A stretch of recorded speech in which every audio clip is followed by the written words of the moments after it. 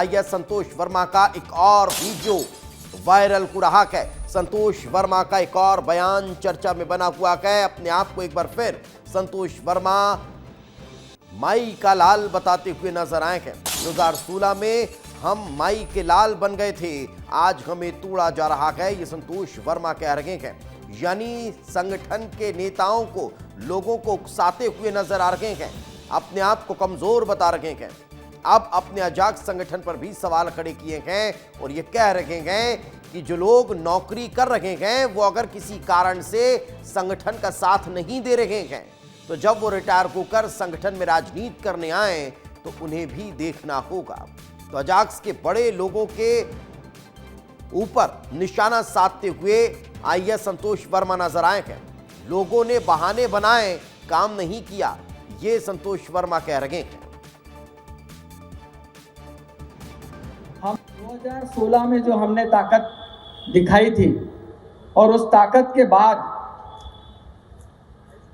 हम लोग माई के लाल बन गए थे, आज हमारी स्थिति वैसी बिल्कुल नहीं है।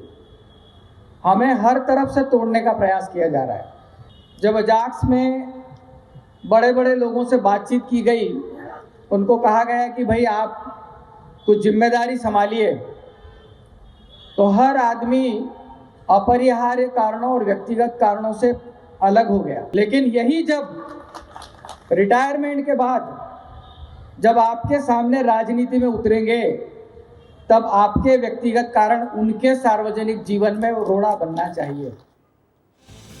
तो सुना आपने। इस वक्त हमारे सहयोगी विवेक हमारे साथ जुड़ चुके हैं। विवेक, अक्सर हमने देखा है कि कोई अपराधी होता है और वो एक अपराध कर देता है तो फिर उसे या तो आदत सी हो जाती है या फिर ये कह लीजिए कि उसका डर खत्म हो जाता है। क्या यही संतोष वर्मा के साथ भी नजर आ रहा है? एक के बाद एक इस तरह से बयानबाजी करना, क्या ये दर्शा रहा है कि अब इन्हें पता है कि मेरे खिलाफ तो कार्रवाई हो रही है, तो फिर मैं क्यों न संगठन में राजनीति को और मजबूत कर लूं? देखिए, संतोष वर्मा जब से विवादों में आए हैं उनके लगातार बयान आ रहे हैं। एक और बयान आ गया है माई का लाल, और ये माई का लाल बयान मध्य प्रदेश में एक उन्माद फैलाने का काम किया था। जब तत्कालीन मुख्यमंत्री शिवराज सिंह चौहान थे तब ये इस नारे के तहत मध्य प्रदेश में बड़े स्तर पर ग्वालियर में आंदोलन हुआ था। एक बार फिर से इस तरीके के आंदोलन को खड़ा करने की कोशिश संतोष वर्मा कर रहे हैं और ये निशाना साध रहे हैं कि जो अधिकारी पद में बैठे रहते हैं और वो फिर बाद में संगठन में राजनीति करने आएंगे तो उनके लिए भी एक सख्त लहजे से एक तरीके का ये पूरा बयान है। हालांकि संतोष वर्मा को इस बारे में जरूर पता है कि उनके खिलाफ एक्शन होगा, लेकिन अब जब ये अजाक्स का ये पूरा संगठन का जब ये भाषण का वीडियो धीरे धीरे निकल के आ रहा है तो अब अजाक्स की तरफ से भी ये कहा जाने लगा है कि अजाक्स में इनको नहीं रहना चाहिए, क्योंकि पूरा अजाक्स संगठन संतोष वर्मा की वजह से निशाने पे आ गया और वो खुद इस मामले में अब धीरे धीरे संतोष वर्मा की जो विवादित बयान है वो खुद सोशल मीडिया प्लेटफॉर्म पे शेयर कर रहा है, जिससे ये पता चले दो फाड़ कहीं ना कहीं अब संगठन में भी नजर आ रही है। लेकिन